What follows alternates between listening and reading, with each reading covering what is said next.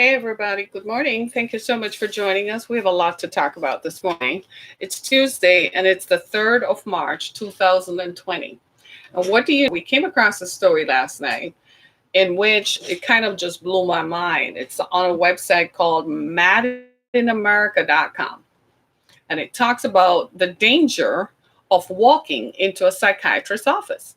And how many of us have never even imagined that such a thing could actually happen? I don't know about you, but in all my years, I never thought it would be too. And as I looked at that and thought about it, simply just like, oh my God, I simply just can't believe this. Today, I want to talk about this from the perspective of how does this happen? Those of you who are joining me for the first time, my name is Harriet Kamek. This is Down to Earth, the podcast in which we talk about the issues that matter. You can find more information about me at harrietkamek.com, as well as the exodusfoundation.com, as well as you can listen to our previous podcast on iHeartRadio, and Google Podcasts. Thank you so much for your support. We've been doing this for a while. We've been podcasting since 2009 on Blog Talk Radio. So shout out to the folks at Blog Talk Radio. And we've been on syndicated radio here in Detroit for some time now. So we have gone into podcasting full time because this is a way to reach across the world. So I want to say shout out to our listeners, to my listeners all over the world. We have listeners in the United Kingdom, listeners in Switzerland, in France, Bangladesh. And shout out to folks in Namibia and in South Africa and in France. Just thank you so much for continuing to listen to our podcast. This is mind blowing. And I want to say this article that I read is about psychiatric conditions in America. So I don't know what it's like in the country where you are. I haven't looked at it. I haven't read about it. So I'm talking specifically about what happens here in America. And he wrote a book called Mad in America. So he has a website, madinamerica.com. And he's highlighting what is happening in psychiatry in America. Of course, you know, we've had an opioid crisis for some time. But behind the crisis, we've noticed an uptick in people committing suicides. And at first, we were like, oh my God, people are just simply not able to cope with the issues of life. We know that people have, now that we know people have had situations where they've been exposed to multiple concussions, right? That cause traumatic brain injury and traumatic life situations that render people unable to carry out the daily activities of living. So invariably, people will seek help and they'll go to a psychiatrist. But according to Dr. Going to a psychiatrist is ominous and dangerous. Dangerous for your health. It's one of the most dangerous things that you could ever do. Unknown to most of us is that psychiatrists have a lot of power. I didn't know that. Psychiatrists have the power to deem you unfit and deem you a danger to yourself, determine that you should be locked up. So don't play with psychiatrists. So don't put yourself ever in a position where you're under the care of a psychiatrist, because if you sit in a psychiatrist's couch and they have the power of the pen to determine that you are medically and emotionally unfit to live by yourself, they can call the police and have the police lock you up and take you to the place where the guys in white jackets and straight jackets are. That is the most dangerous situation. But the intersection that got to me was the intersection of psychiatry, the practice of psychiatry, and big pharma. You heard me. The practice of psychiatry and big pharma. That means drug companies are interested in doing what? Selling their drugs. They have a willing market. Oh, I have issues. My mother beat me up in childhood. I was raped when I was 10. My father abandoned me. We have issues, right? So I think I need help coping because I can't cope. And so we go into a psychiatrist's office thinking that they're going to help us cope with the issues of life. And then they write you a drug. That drug is called a neurotoxin. I'm going to read to you what Dr. Peter Breggin wrote, because clearly you might think this is something that Harriet made up, but listen to this. The drugs, neurotoxin drugs, right?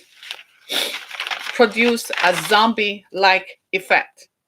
Neurotoxins, listen to this, neurotoxins are erroneously called antidepressants, stimulants, anti-anxiety drugs, mood stabilizers, and psychotic drugs. They wear down people's cognitive abilities, your motivation, and your emotional sensitivity. In other words, Big Pharma is telling you that you're taking antidepressants. You know, guess who the biggest prescribers of antidepressants are? Your primary care doctor, isn't it? Yeah, you go into your doctor and you start telling them, and they ask you what's going on, and you start telling them how, this happened, mom died, dad died, my husband left me, my husband stayed, my children are going crazy, my boyfriend left me, my girlfriend left me. And you start talking about the issues, the job left me, whatever your issues are. And you start, I discovered I had an illness, I can't cope with it. So the biggest prescribers are in a vacuum, thinking that they can monitor you. So when you come back, they will tell you to take it like for 14 days, and then you come back and tell them. The drugs are also severely addictive, by the way. But what they do is they produce a zombie-like effect. So you end up being addicted to the drug. And when you're off the drug, you act out, you're agitated, you're angry. So then they call the doctor. The doctor says, I got to refer you to a psychiatrist. That's the most dangerous thing that could happen, because psychiatrists as a practice are arrogant. So your family, thinking they're doing you good, call in a psychiatrist to help you to cope with your issues that started out because you couldn't cope. So you went to your primary care. Primary care wrote you an antidepressant. Then the antidepressant sent you off the rails. So now they call a psychiatrist. The psychiatrist comes in, and it's one of two things they're going to do. They're going to put you on more drugs that make you zombie-like, and they probably will recommend electroshock therapy. Now, according to Dr. Breggin, electroshock therapy is gives you a traumatic brain injury. So the same thing, the same remedy the psychiatrist is rendering to help you is the same thing that is continuing to hurt you. The drugs themselves are neurotoxins. You just heard me describe what they are. Neurotoxins are, let me read it one more time, are erroneously called antidepressants. So the psychiatrist just continues to write you more drugs. After a while, your family starts saying, wait a minute, they were not acting this way until they started taking this drug. Maybe we should review it. Most people are intimidated by psychiatrists because they're very arrogant. Typically, the more prestigious they are is the more dangerous they are. And I'm going to tell you why in just a minute, right? So the drugs, this is the thing that blew my mind. The drugs, the same antidepressants that they're prescribing to help you, is the same antidepressants that is producing in you the side effects that make you crazy.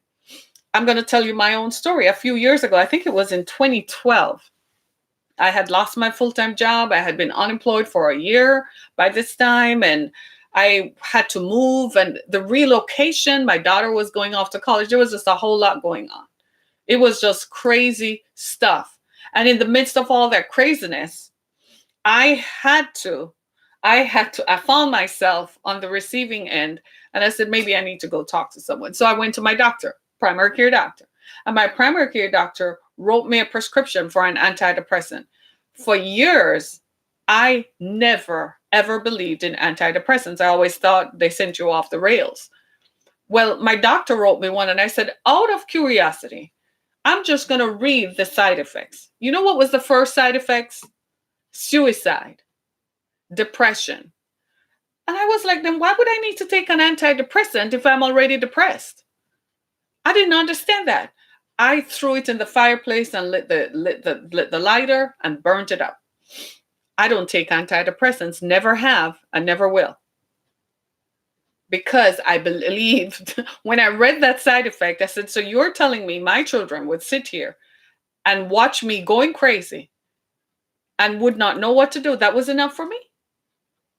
And this was prescribed by my primary care with good intentions. Now, when I did go for a follow-up, she asked me, how are you coping? And I said, yes, I went to talk to a counselor. I'm going to tell you more about that. So you might be asking, good question. Let me help you with that. Go and see a non-clinical, a counselor who is licensed as a therapist, but who won't write you a drug. Instead, they will prescribe behavior modification and cognitive behavioral applications that will help you to cope with the issues of life. But you definitely cannot go to a shrink. They will lock you up. So here you are, according to Dr. Bregan, I'm going to read you some more facts. If you walk into a psychiatrist's office, for sure, they're going to write you a neurotoxic psychiatric drug or even prescribe electroshock therapy. The info given you will totally mislead you about your problems. You need to know that. The psychiatrist is going to tell you stuff that is going to scare you into thinking you are crazy. You will become, if you continue to visit that shrink, you will become a lifelong prisoner of psychiatric drugs. Have you never wondered about people who have been in therapy for 10 years and can't seem to shake free?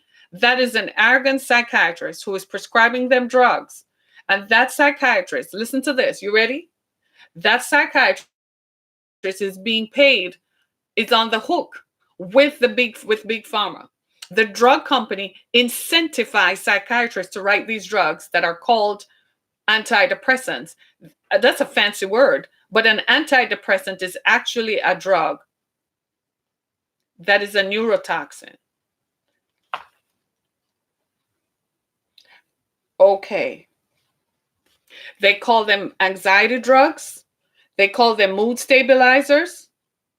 But all they do is dumb you down and reduce your cognitive abilities and remove your emotional sensitivity. So in other words, you know what your emotional sensitivity is when someone is hurting, right?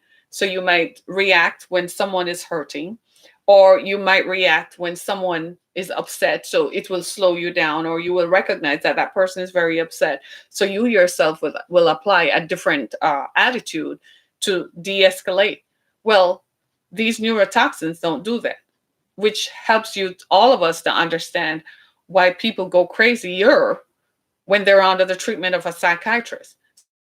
So what do? You call the psychiatrist, oh my God, you wouldn't believe what Tom just did. He's so crazy, he's got to go. The psychiatrist says, absolutely. She comes, she writes a script, she calls the cops and lock him up, put away the key, and even prescribes, in these conditions, electroshock therapy has shown results.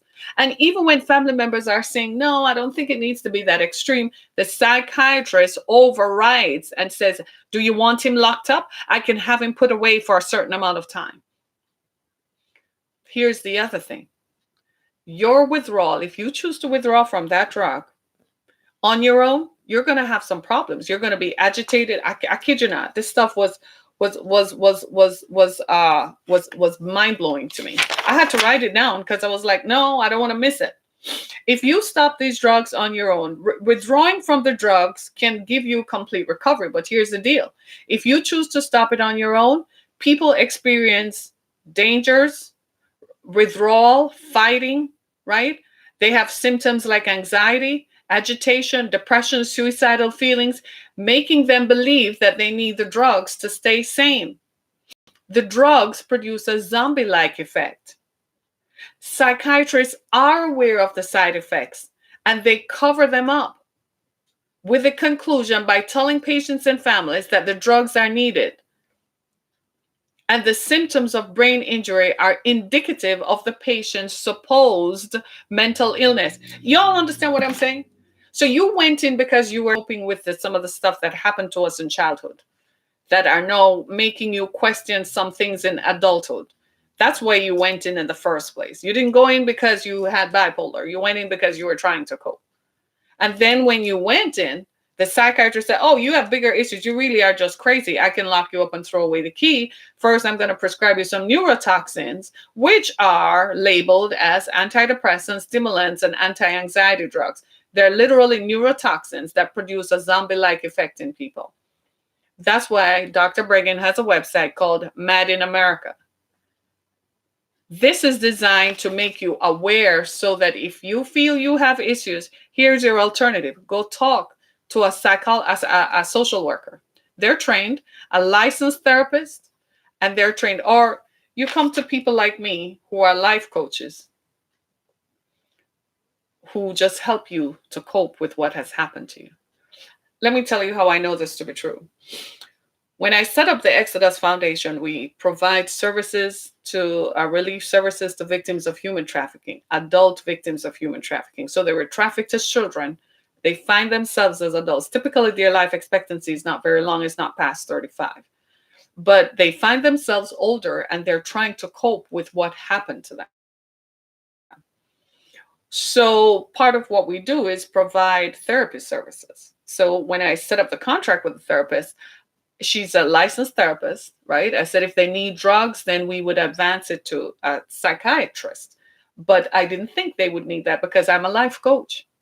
I'm a spiritual counselor. I'm a minister, so I can guide them through whatever it is. I was confident of that.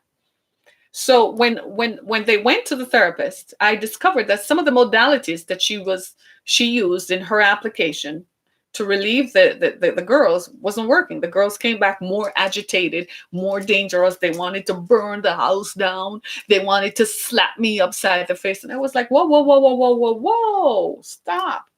I'm like, what the heck is going on when you do go to therapy? So in an effort to try and understand, I went to one of my mentors who is a counselor. He's not a psychiatrist, he's a psychologist. Yeah. So he doesn't write drugs. So I went to him and I said, what is wrong? I don't know. And you know what he said to me? He said, you're doing the right thing. He said, Harriet, what we are finding is that prescribing antidepressants and drugs don't help people. He's now deceased. He was 75. After 50 years, he said, Harriet, it does not work. He said, what you're doing as a life coach, teaching them alternative ways to look at the situation, is actually more effective in treating than giving them drugs. I was blown away. I'm like, wow. I was like, seriously? And he's like, seriously. He said, they're better off listening to you than going to sit on a psychiatrist's couch. This happened.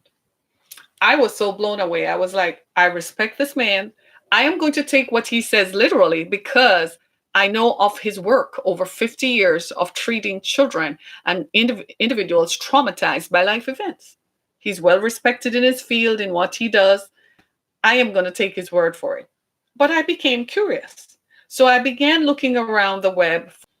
And then I found, much to my chagrin, that I indeed are suffering because psychiatrists are so arrogant.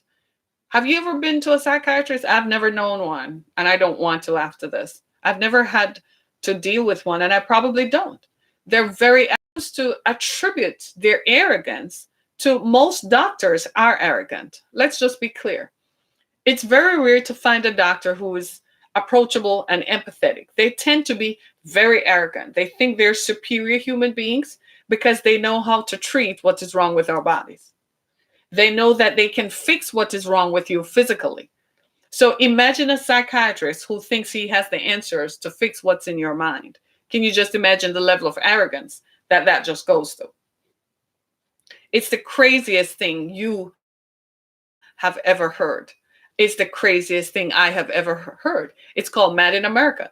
The intersectionality, though, is where the psychiatrists, with their arrogance and lack of empathy in the practice of their profession, their arrogance and the lack of empathy, and now combined with that is their contrition with big pharma. They're incentivized. Psychiatrists are paid by drug companies to write these prescriptions. So psychiatrists live in $1 million homes and have $1 million lifestyles. You are nobody to them. They're going to write that prescription because they get paid for it. So if they think that you need to be electroshocked and be given diazepam, 10 milligrams, 5 times per day, you best believe that's exactly what they're going to do. Because they have a lifestyle and they don't care. Psychiatrists don't go to see other psychiatrists because they know themselves. So if you feel like, my thing is, if you feel like you have issues coping with life, go see a social worker or a licensed therapist. They're not going to write a drug. They're going to give you behavior modification therapies. Those actually work better.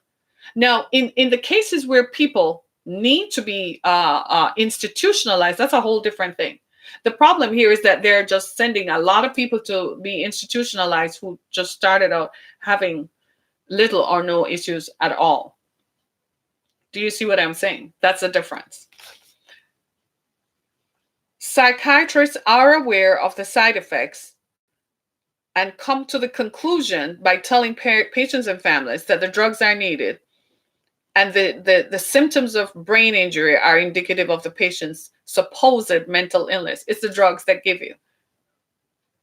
And listen to this part. The more prestigious they are, the more dangerous they are. So psychiatrists who are attached to university medical schools, guess what? They're incentivized by the drug companies. Psychiatry is a willing, thriving prisoner of big pharma.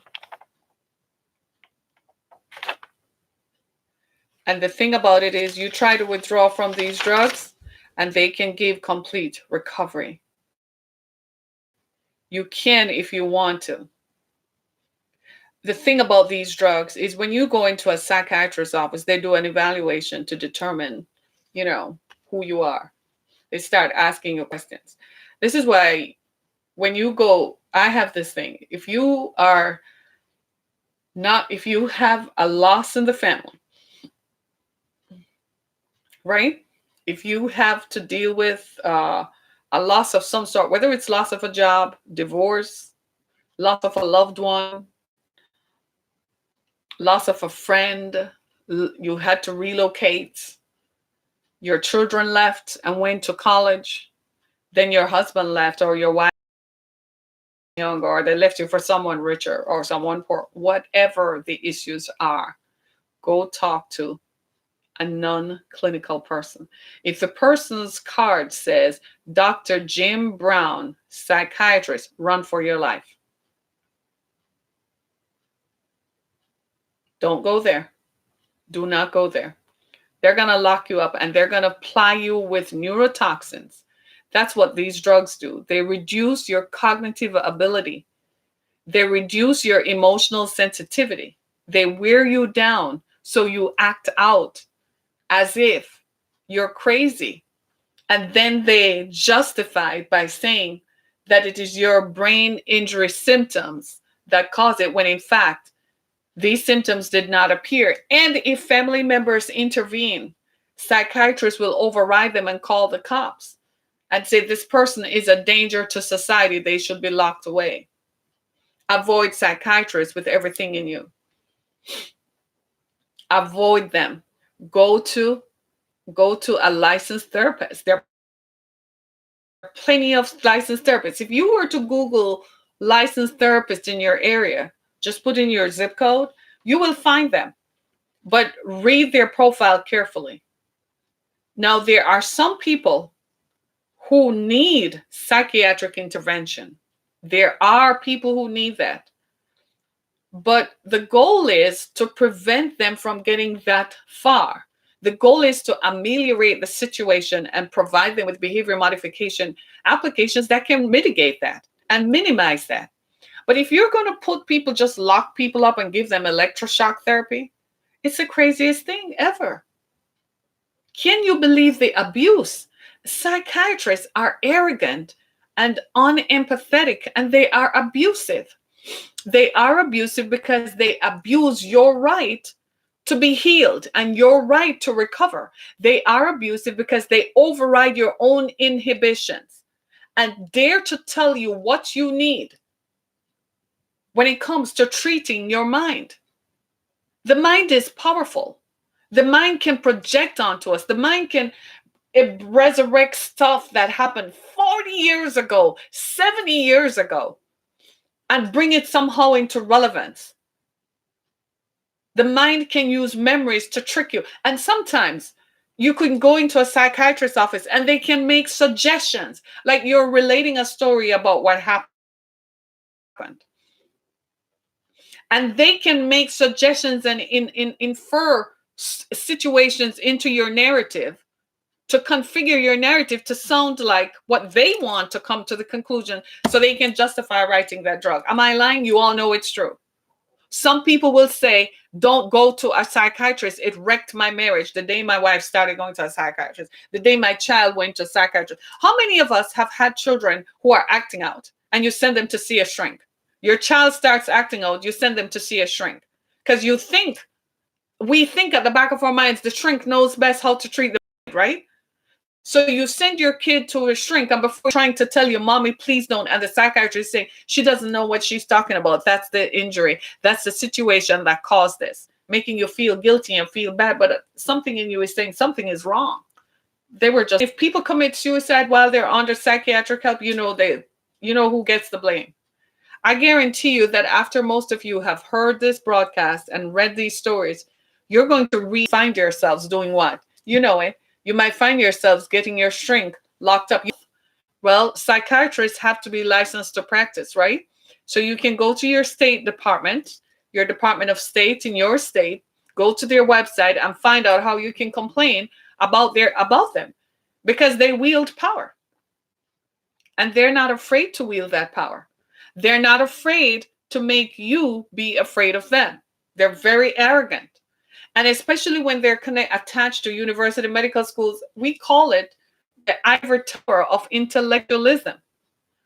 You know what that is. They think that they know it all and end all. All professors on college campuses think they know it all and the end all. None of them have really worked in real life. They never had to do a startup. They never had to start a business from scratch.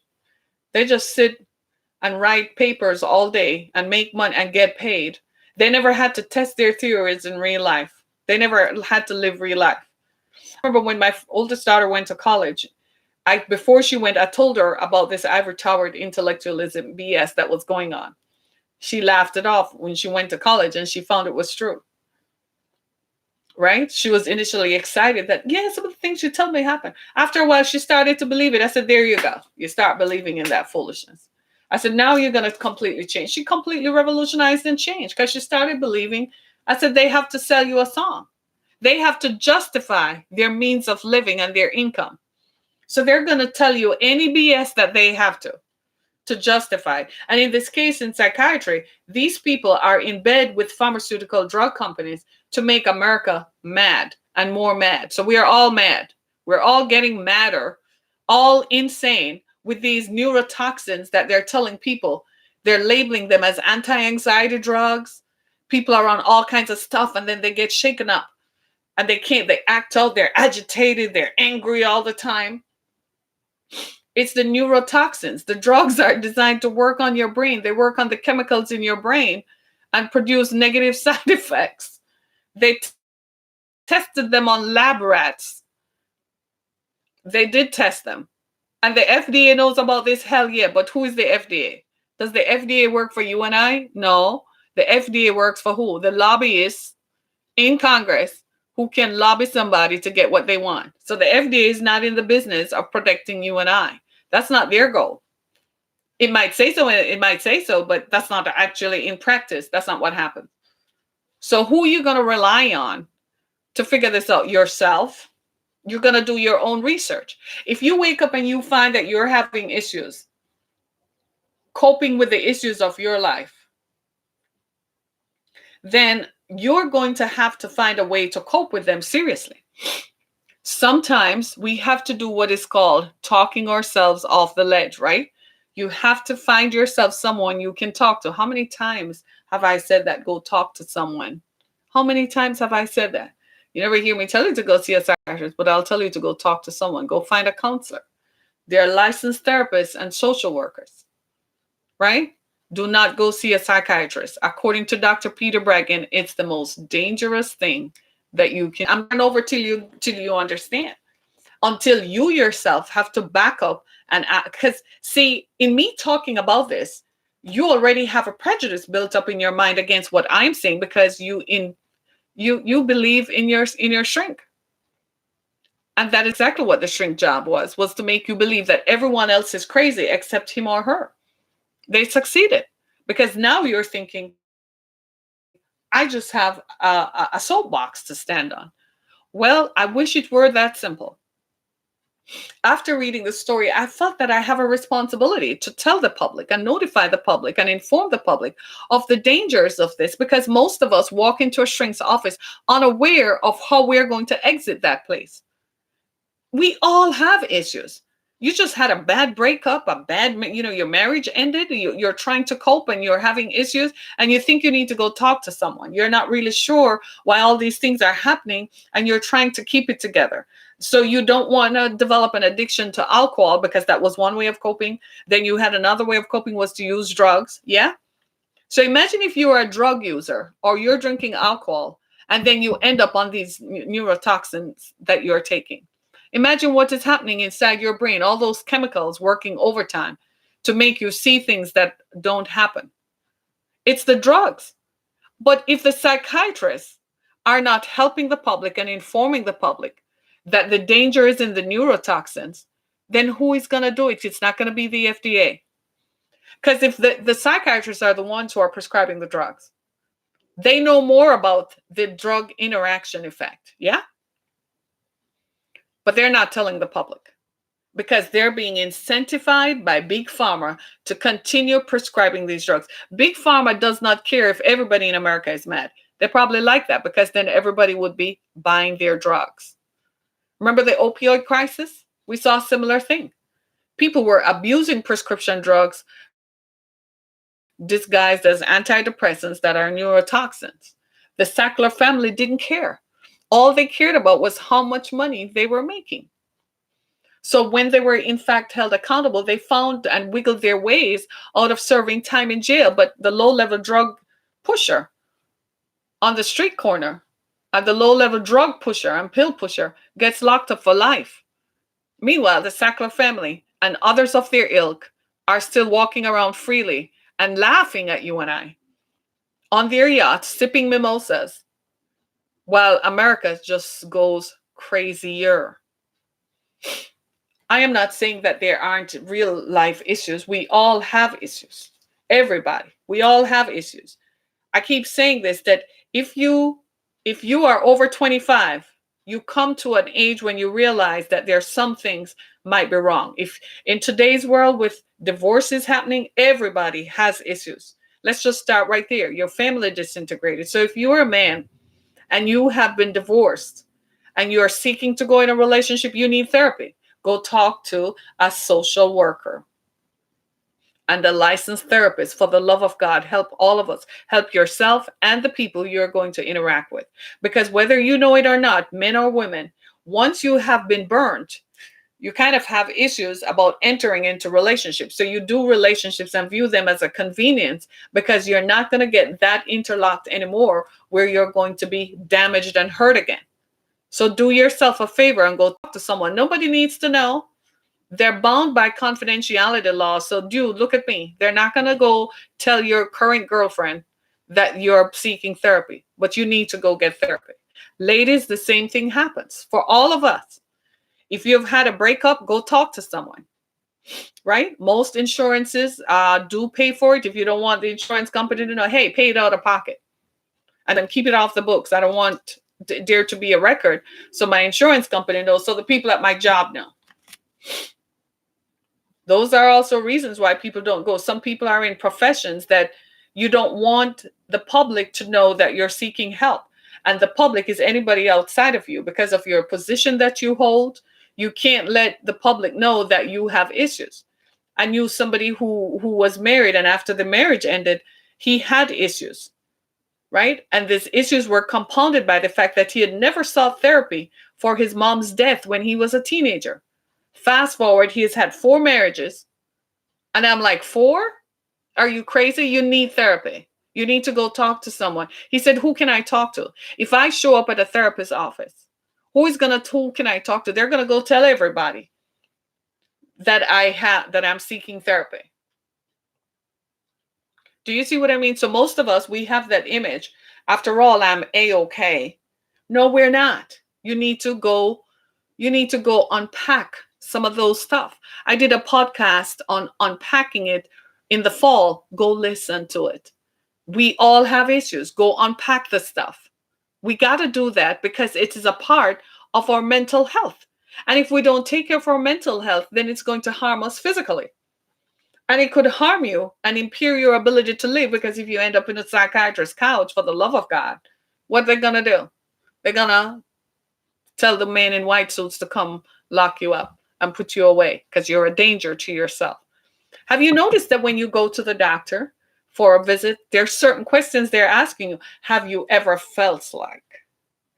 According to them, they're doing this in an effort to combat the high rates of suicide. No, they're labeling us all crazy. So I just think, no, no, no, no, no, no. I don't have any issues. I don't have any problems. Don't go create a profile on me. Because then they immediately, based on your genetics, based on your demographics, especially, they start attributing things to you that don't even apply to the individual. What the hell is wrong with medicine and the practice of medicine in America? I am 53 freaking years old. Stop telling me that I have heart disease. I don't have heart disease. I don't have high blood pressure nor diabetes. Yet, when I go into a doctor's office, you want to assume that I have it just because of my demographic. What is wrong with the treatment of medicine in America? I am sick and tired of it. This is how come people get sold. So you go in there and your blood pressure, life is going to intervene. And you're going to go in there and your blood pressure is going to read 128/70, for the love of God. And all of a sudden, 128/70 becomes a candidate for high blood pressure. So they start giving you high blood pressure drugs, which, by the way, give you cancer. So within 5 years, you discover you have cancer. So within 2-3 years, you're dead. All because the doctor wants to write you a prescription and attribute things to you based on demographics that don't apply to the individual. Have you noticed the practice of medicine is a one size fits all? That it is not individual, it's not specific to individuals. That is a big part of the problem in America today. It is not specific to the individual. And personally, I am done and sick and tired of it. I had to yell at someone the other day. I'm like, stop it. I don't have high blood pressure. Stop trying to put me in a box because of my age and my demographic. That means I must have it. I am healthier than you are at 36. Probably healthier than a 28-year-old if you really want to know the truth. And then here's the thing. I went for a stress test. And the technician who was doing it began laughing. I'm like, what's so funny? And she's like, there's nothing wrong with you. I don't even know why you're here. My test came back normal. Not normal for someone my age. It came back normal because I'm normal. Do you understand what I'm saying? The practice of medicine in America today is jacked up and is being influenced by doctors who are incentivized by drug makers. God help me from showing up in a doctor's office. You better all not try me. Right? I am so sick and tired of it. To find ourselves at the mercy of needing physician's care, and you go into the doctor and you come back out sicker than you were before. You know what scares us about the coronavirus? It's not the fact that there is a virus out there that we are all subject to. You know what really scares us? What is really scaring us about the coronavirus is this one thing. Dang, they got me now. They're going to get me in a hospital and I'm never going to come out alive. Because how many people go into hospitals and you develop another kind of infection? Are you listening to me? It's the craziest thing I have ever heard in my life. Right? You go into the hospital. I told you the story of my mom who went into a hospital for a surgery. And then she developed a hospital staph infection that almost killed her. If we hadn't been vigilant of her condition, she would have died from a hospital staph infection. I haven't forgotten that.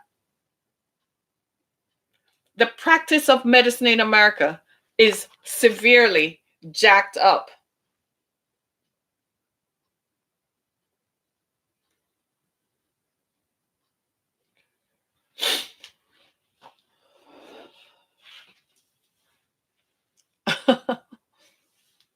Are you all hearing me?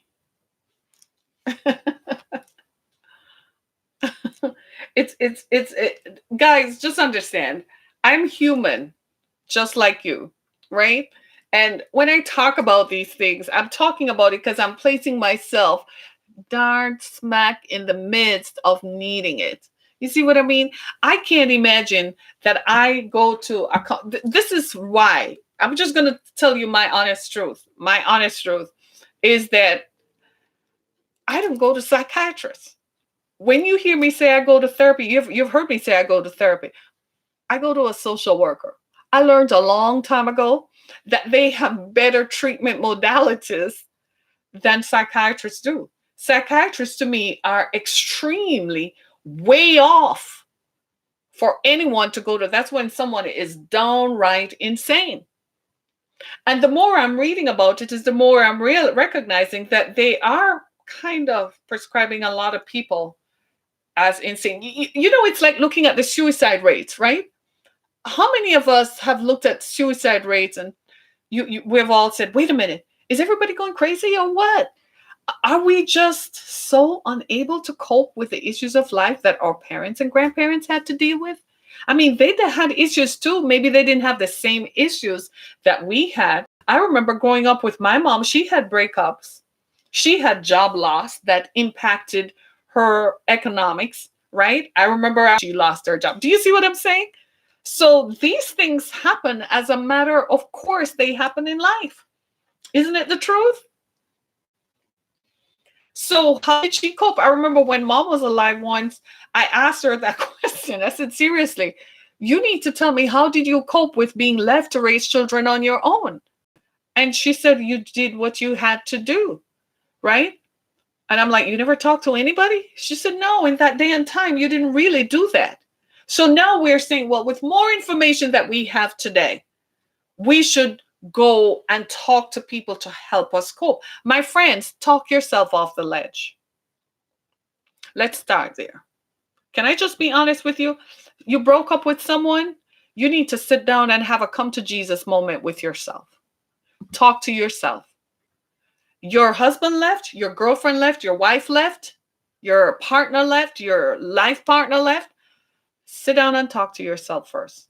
Here's what I recommend. Make yourself a cup of tea. Yeah, get out pen and paper. Get dressed like the boss that you are and the awesome person that you are, and make yourself a list. Talk to yourself, and you're going to cry and make yourself cry. Dry your tears, sip your cup of tea, cross your legs, and say, look, I got to live this thing out. Don't go crazy. Don't go slashing people's tires. Don't go show up at their house. Don't go stalking them by driving around looking at them. Just leave them be. Constrain yourself, because the truth of the matter is, if most of us gave into that, boy, it would have been on and popping, as the kids would say. And that is the truth. Just constrain yourself. When I broke up with my ex-boyfriend, I'm a woman. Sucker cheated on me, right? Then acted like it was nothing. Cheated on me, then abandoned me when my mom died, right? I felt lost and alone and abandoned. Everybody was coming at me with this grief thing, and I had no one to go to. So I called up some people I knew I need to talk to someone because I'm going through this. So to keep me level, I went and talked to people. Meanwhile, he's over there carrying on. But what I did was I structured myself. In the midst of that, I focused on a project. You see what I'm saying? I knew I had my cognitive ability to know that I had to focus. So I focused on the big picture. I said, who is he? Nothing. Who are you? Public figure? You can't just go out and do crazy stuff. You can't yell. I yelled at him, and then it was done in 24 hours. I yelled at him for 24 hours, called him and yelled at him for 24 hours. Then I stopped. I said, no, don't do it anymore. Don't leave him a voicemail. Don't say nothing. I'm telling you how to cope with these things. And then I was done. I didn't go to his place, didn't go to his place of business, didn't go to his place of work. I told myself he was not important. Do you see what I'm saying? I had to diminish him in my eyes so that I could cope and live. I am saying this is how you cope. Then I did. I made myself a cup of tea, sat at my dining table, get my pen and paper out. I said, here's what we're going to do. When I felt like talking about it, I went upstairs and talked to myself. I went in my bedroom. I went upstairs, have this space in my bedroom where I can talk. I went out to eat. I went shopping. I went and talked to a therapist who is a social worker. I coped. At the same time, I was coping with my mother's death. At the same time, I was coping with the abandonment of my mother's family members who mistreated me during that time. There was a lot going on. I developed a project, came out shot. I came out, as the kids would say, I came out swinging like Tiger Woods' wife with a 9. Came at it with a 9-iron and bam, knock it out the ballpark. Needs to know how you cope. Here's what you do. Go get a punching bag and put it in a room in your house and punch the living daylights out of that thing. If you have to get a baseball bat, they sell them anywhere, you know, the plastic one bag, and you go hit that thing until you work your angst out. Get in your car and go for a drive. So you take the subway to work. You have a car, go rent a car, rent a Maven or something for a day. Go for a drive.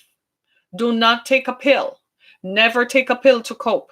Don't pick up a drink, because they're going to give you, it gives you more problems. So during that time, I didn't take pills or drink. You know, I don't believe in that anyway. I prayed and meditated.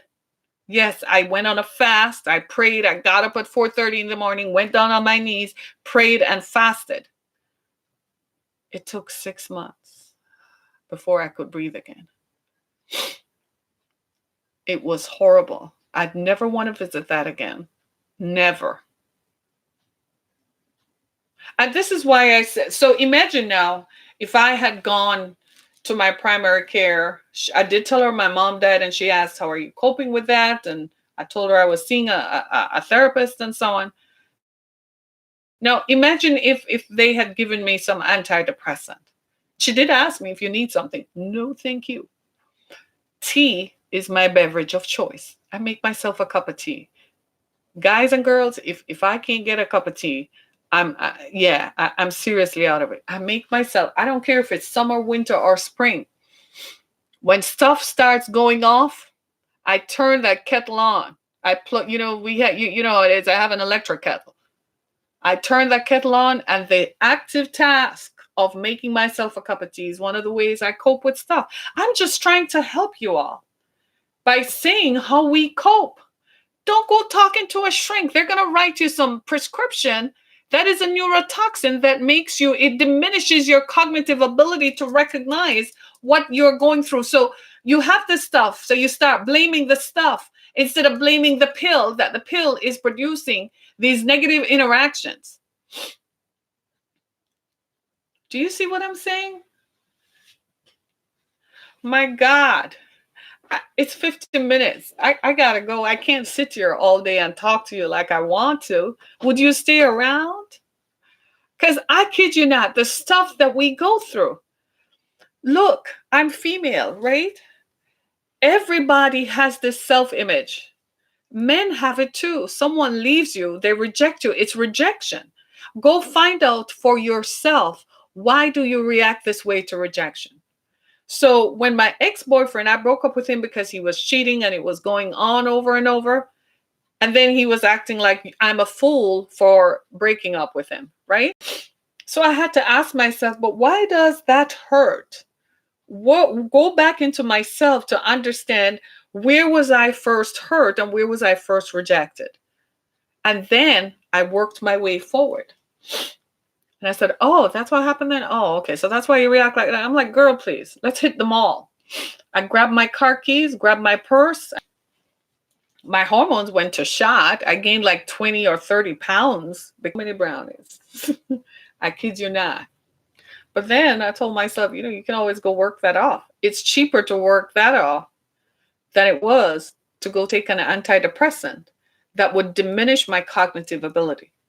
You wouldn't believe it was during that time that my focus was so razor sharp. I set up the Exodus Foundation, set up a shelter. I went and negotiated with folks to get a house.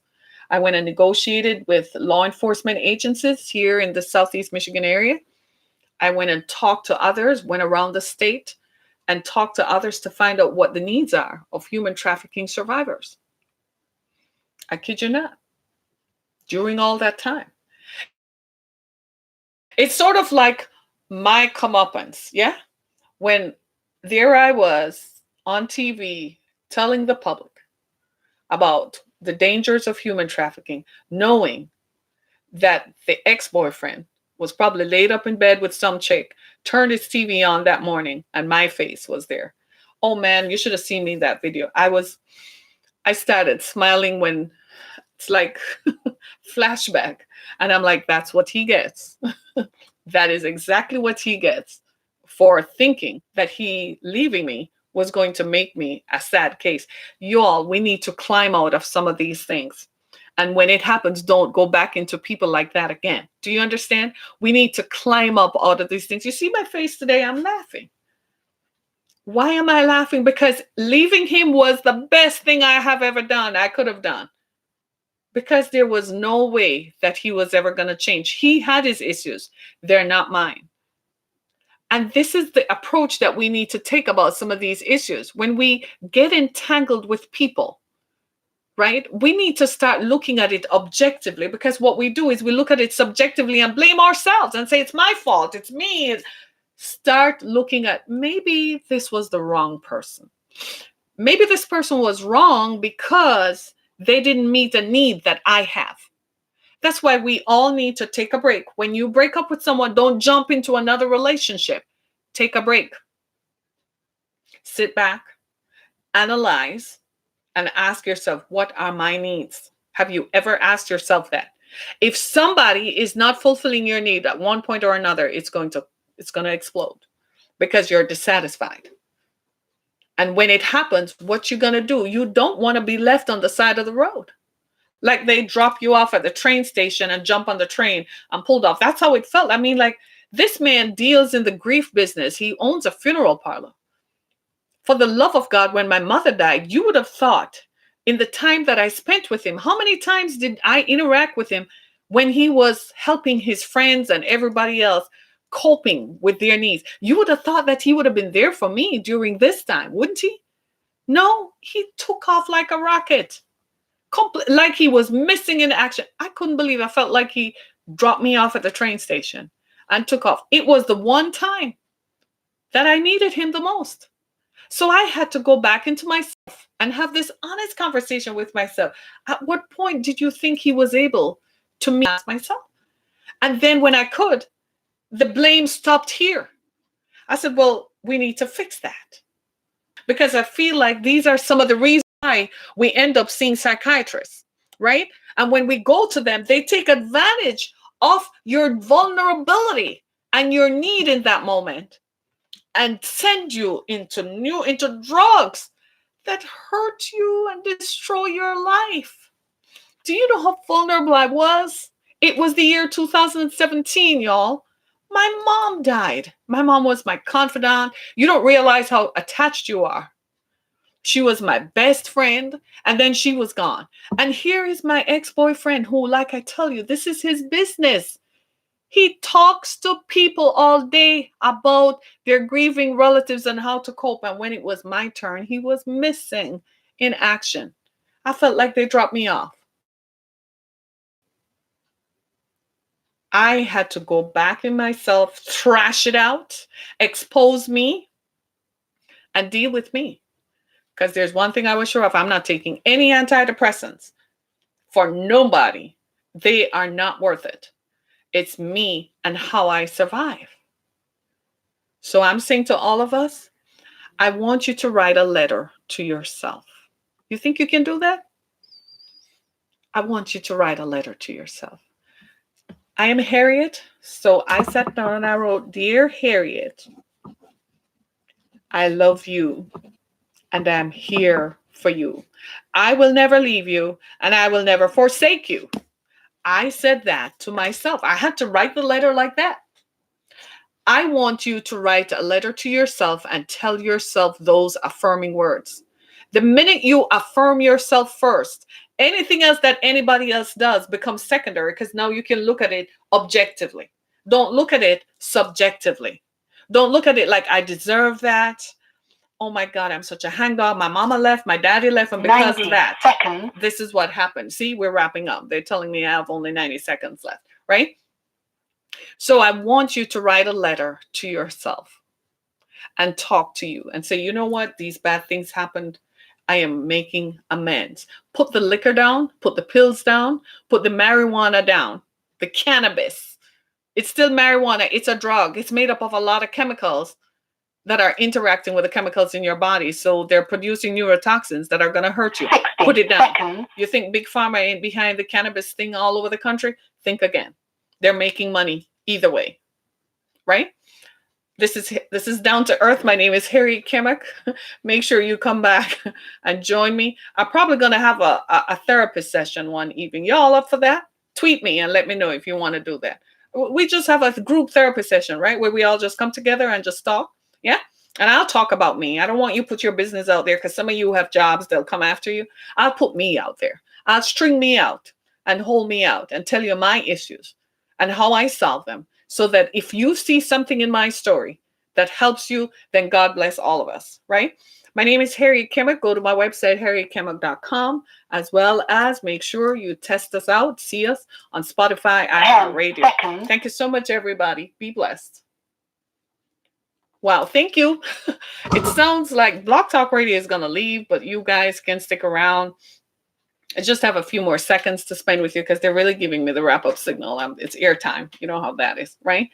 So we're going to have this group therapy session. Let me know when works for you, day and time. I'll be happy to lend myself to you if it is going to help you because I've been there, right? But for the grace of God, it could have been me, right? Thanks so much, everybody. Love you. Happy Tuesday. After this, I'm going to get some chocolate, right? Thank you so much. Thank you for using Blog Talk Radio. Goodbye.